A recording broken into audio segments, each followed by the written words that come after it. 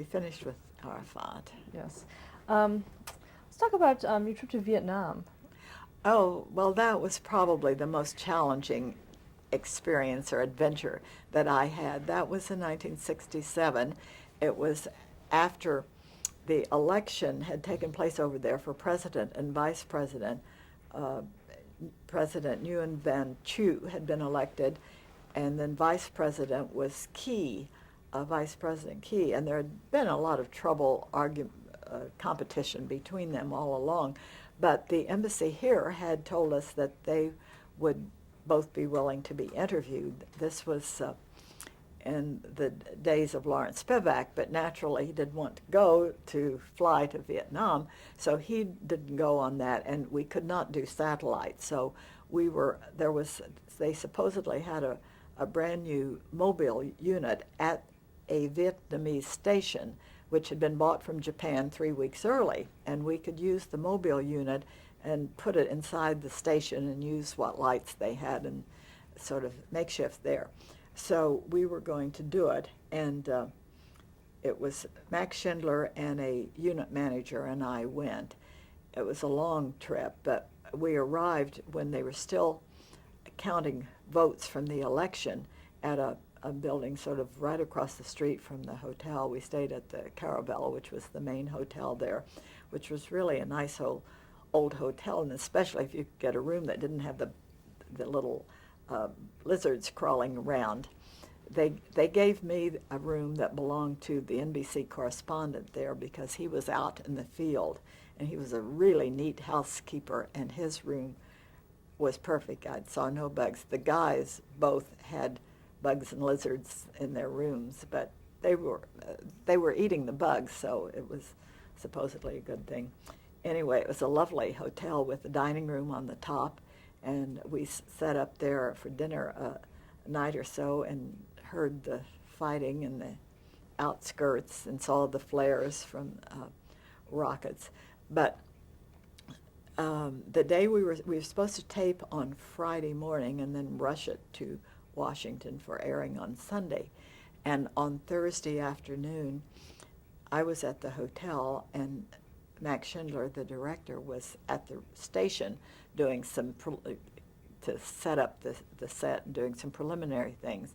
And he called me and he said, "Betty, President Chu's people have just come in and torn down our set and set up a desk where he is going to tape a speech for the Vietnamese people tonight, and they say he's not going to do the program." So I immediately called. We had a bureau there, and I immediately called the bureau chief, and he didn't know anything about it, but he said, "I can't get in between you and the president. I have to work here." And so I said, "Well, all right." I think he did make one phone call and got nowhere, but he gave up on it in essence. And so I called. I felt I had to do something, and I called the NBC correspondent who was to be on the program, who was in the hotel, I thought, at the time, and asked him if he would go with me to the TV station, because I felt, I mean, I was a woman and a fairly young one, and this was a military area, all surrounded by men and Orientals that I didn't know what they thought of women producers. And so I just thought it would be a good idea to take him to have a male with me. But when we got to the TV station at the corner of the block, the street had been blocked off. There were soldiers lining the whole block up to the station because the president was there. And I just jumped out of the taxi. I was on the street side, I guess, and he followed me, and we just raced up there. But I think because I was female and just racing in there, they were sort of stunned, and nobody stopped me until I got right up to the front door, and then a guy with a rifle stepped in front of me and shook his head. And at that point, Max had been watching from inside and had sent somebody to the door, one of the people, the Vietnamese crew, I guess, who worked there, to the door to sort of watch for me. And so he yelled out, the call letters of the station. And I guess the guard thought that I worked there, or that we worked there, and he sort of put his step back, and we just went right in the door. So I said that was the one time I think being female had been a great advantage. I doubt if the guy had gone by himself, he would ever have gotten in the studio at that point. And right after we got through the door of the studio, they locked it. And the president was just sitting down to do the tape in Vietnamese, which fortunately the speech was only 10 minutes long. We listened to it. And then he wanted to, in the meantime, I had found his press secretary, whom I'd talked with on the phone, but didn't really know. And I said, I need to talk with him about the program. He said, well, he just can't do it now. And no, you can't talk with him. And so I said, well, I'll just introduce myself to him when he finishes. And because I didn't want to run up to, this room was filled with guards with guns, and I didn't want to run up to the president without their knowing I was going to do that. And so we had to listen to the playback of the speech for the president. And then when it finished, he was, I think he was being served tea. This was, of course, the joke of the trip. Tea for two. They had a tea service, and it was right behind him. And I went up to him when he got up and introduced myself and started talking about the program, and the press secretary zoomed in also, who spoke English. The president did speak English, and he said, well, he thought that he should wait till next week, wait a week to do it. And I said, we just can't stay a week. And he said, but they haven't officially declared the winner. They had been counting the ballots for, I guess, the whole time. And he said, I just think I should wait. And I said, but it's all of the American press services have declared you the winner, and we have announced the program. And if we postpone it, they may think that you have some doubt about having won the election. And that really zoomed in on both him and the press secretary. And they sort of conferred. They said, okay, we'll go ahead with it tomorrow. And so I said, fine, which I knew we had to leave by noon, I think, but we set a time for Friday morning. But then the press secretary said, but he does not want to appear with Vice President Key. He wants to do the program alone. And I said, but we've announced both of you. And the president said to me, have you ever done a program with the American president and vice president together? And I thought, touche, no. So I told him no. And he said, well, it's better for me to go on alone. So I said, all right. And then the press secretary said, and you will tell Vice President Key. So I went back to the hotel and started calling Key's press secretary, whom I had been in touch with via telephone. And I just told him that the president had postponed the interview and decided that he should appear alone. And he didn't say much. I said, I'm very sorry, and we'll like to do another one with the vice president at another time. Hung up. He called back twice after that. The second time he said, would you repeat what happened, what the president said? So I went through the whole thing again, told him, hung up. He called back the third time, and he said, it's all right for President Chu to go on alone. So when we did the program, when we landed, we just barely made the plane out of there.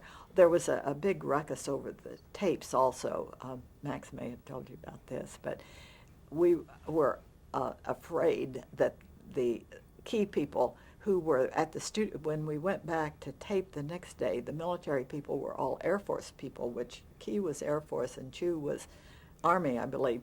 And I'm not sure which they were the day before, but anyway, Max felt as a safeguard that as soon as the show was finished, he should have the tapes taken out of the cameras and put put some blanks in there, and the unit manager packed up the tapes, and we were out of there before anything went. But supposedly they did. Some military people came in and took the blank tapes out. I don't know what they thought they were getting, but anyway, we got to the airport and got out. Just barely made the plane to get it home in time to get it on the air, and so it was terribly fun. In addition to everything else, there were a couple of really nice restaurants.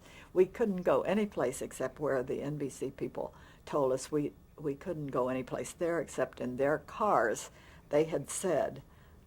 But at one point, I guess after the delay, I had some spare time, and the wife of the correspondent and I decided to go to the Chinese section of Saigon, which we had heard about, just to see it.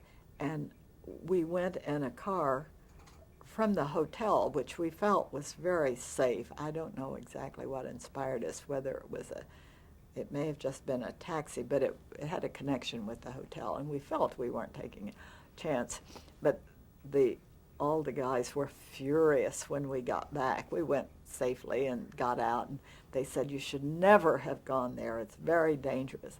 Well, the next week I read in the paper somebody was shot in that area.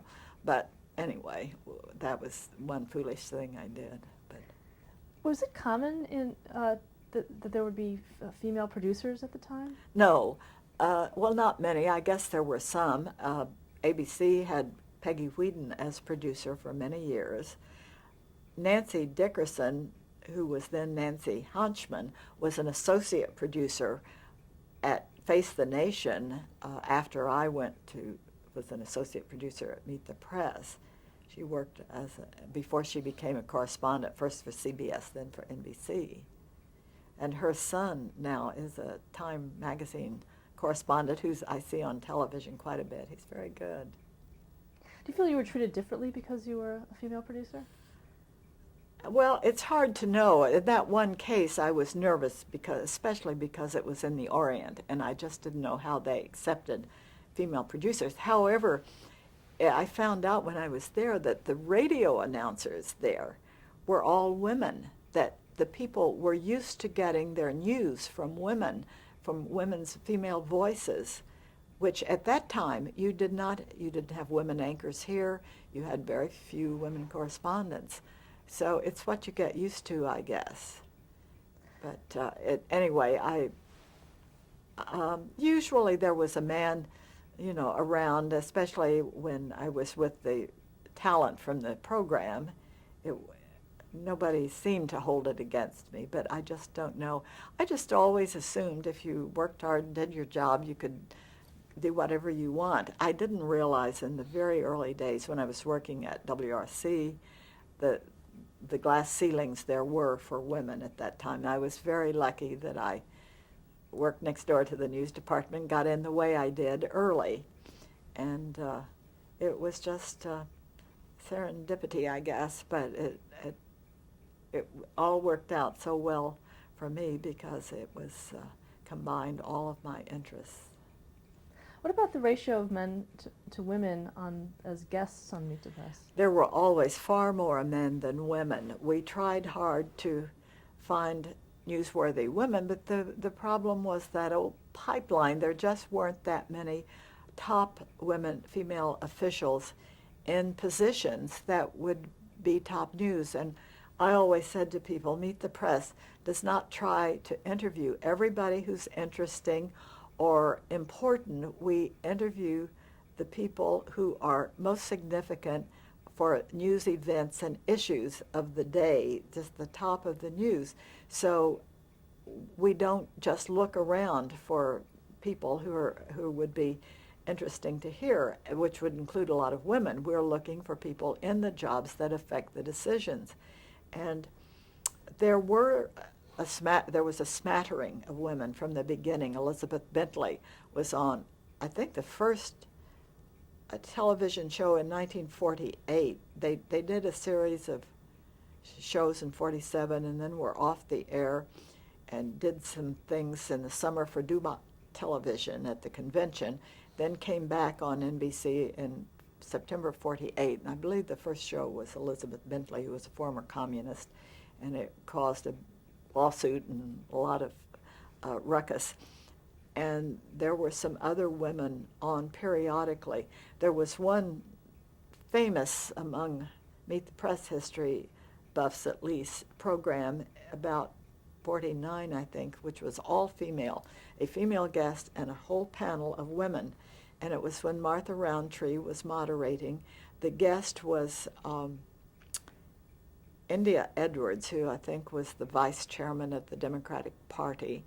And the four guests, the four reporters, were all female, including Judy Spivak, who was Lawrence Spivak's daughter and who worked for the Washington Post at that time. She later went abroad when she got married with her husband, who was in the Foreign Service.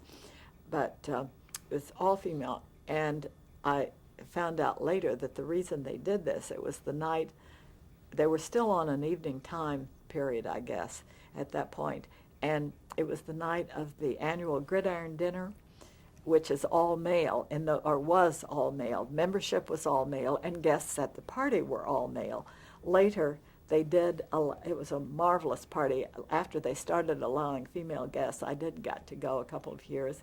And later they took female reporters, journalists, members. But it was just to get even with the men. They just had done that. Martha, I guess, instigated it. I'm not really sure, but Spivak obviously let her do it because he also had half voice, at least at that point in it. Through the years, who have been some of your favorite guests? Well, as people, I guess they're the ones that I felt I knew the most about or got to know the most. Maybe they were the friendliest. I'm not sure that. In some cases, they were just the ones that we interviewed repeatedly through the years that were in office or in important jobs a long time. And so naturally, I did get to know them better, such as Hubert Humphrey, who held the record for many years until he retired. And then Bob Dole, who took over as record holder and still is today. I think he's been on over 70 times. What makes him such a great guest? Well, versatility, probably, because they both were, Dole, of course, was the top Republican leader in the Senate. Humphrey was just very, very bright and involved in a lot of issues. The very first, he'd been the mayor of Minneapolis, and when the first time he went on Meet the Press as a senator, he talked, it's a really wonderful interview to read still, and he talked about education and healthcare issues and civil rights, all of the important issues of the day that are still before us.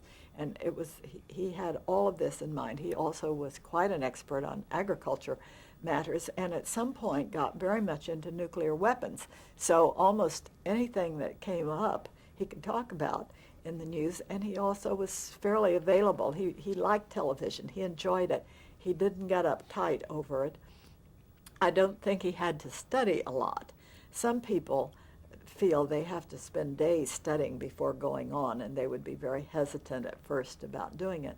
But he was willing to go on. The same thing with Dole, although he was not into issues quite as much, but he had such wide responsibility. He could talk on many subjects, and anything he said was usually newsworthy. He was just a significant figure. And when he declared for the presidency in 96, was it? Or I don't know when he declared. 96 was the election year.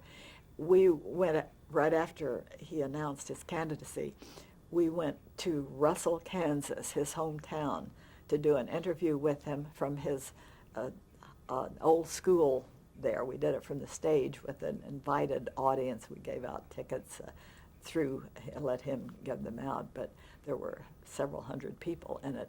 And it was really interesting to do a show, and he is so revered there. It was just really, Russell, Kansas, I might say, is in the middle of no place if you haven't been there. You can just look, and it's flat in every direction, wherever you look. And very tiny town. In fact, there's no airport there, at least for a suitable plane. And to get there commercially, we found out that we had to fly to Kansas City and then get in a small airplane that went to Hays, Kansas. Well, we ended up chartering 2 or 3 planes to go there to take the reporters and our staff and everybody.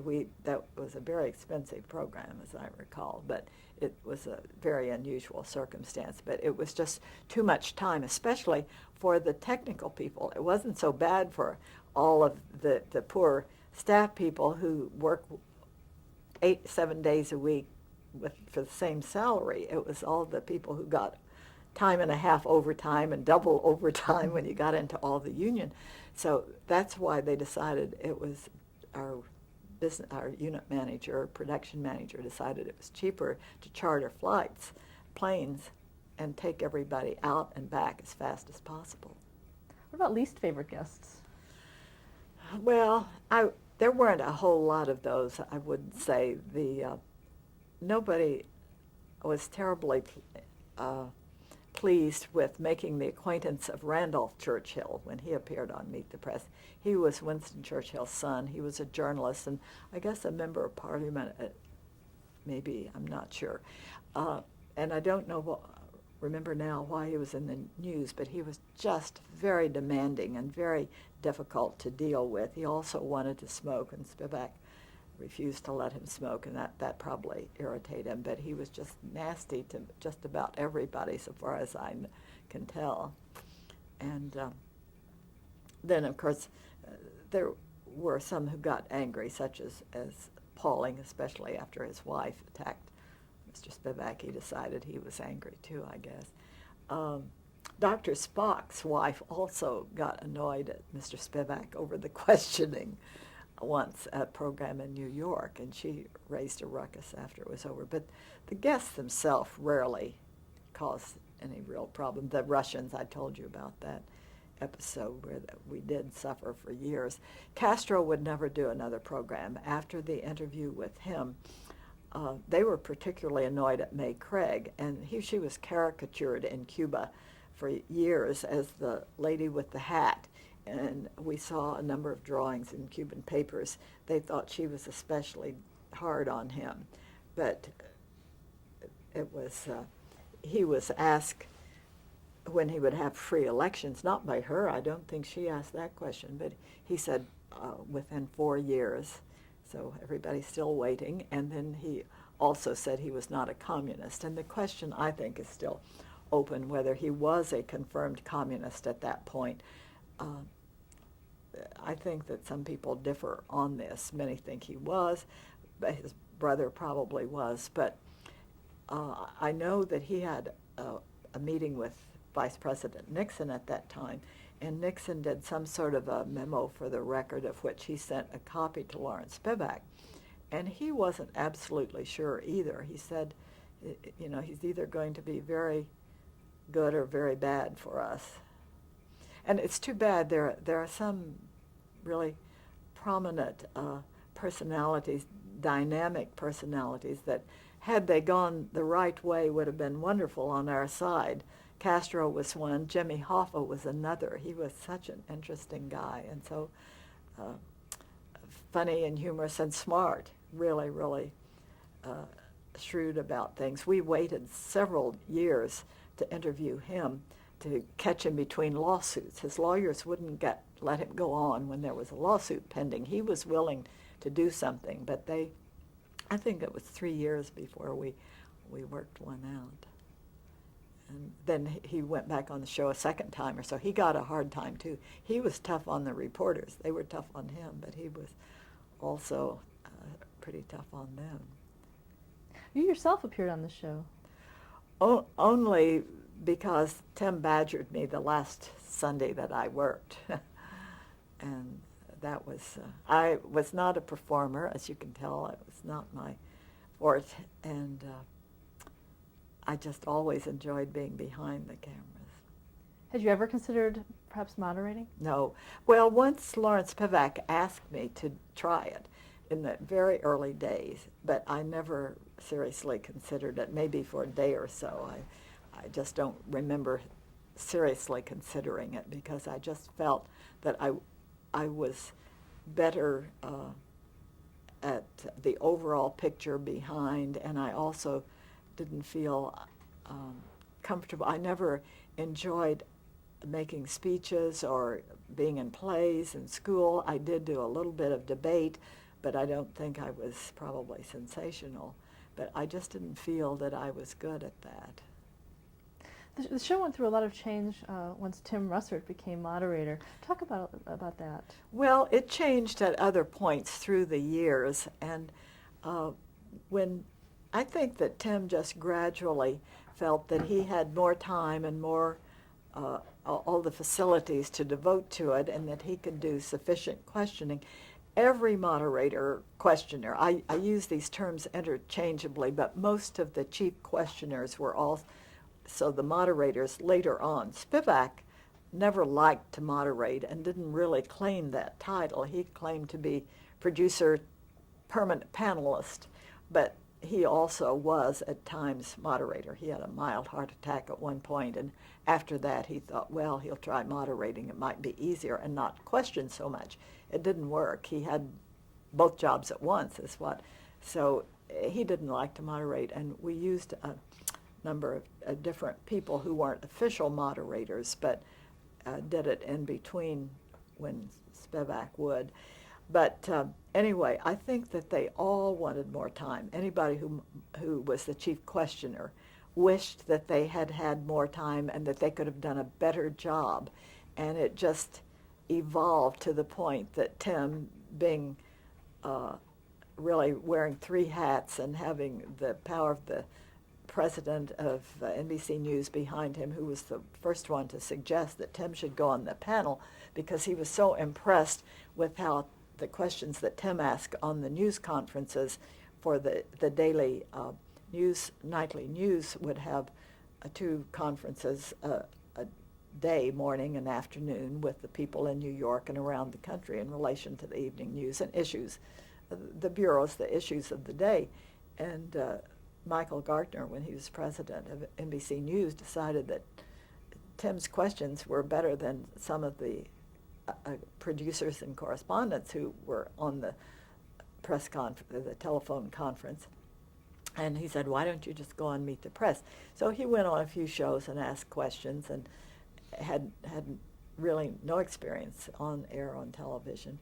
And he sort of liked it and got better and better at it. And then that was the period when, for a year or 2 years, Sunday Today had been attached to Meet the Press, and that we both used Garrick Utley as the host. And they had moved Sunday Today down to Washington, and that did not work out. It was very impractical to have the same person doing both. It was a handicap to both shows. And they finally decided it was, and moved Sunday Today back to New York, taking Garrick there. And so then Gartner urged him to take over Meet the Press, which he did. And just gradually he became the single questioner, but uses press people in the round table. Let's stop the tape, change it.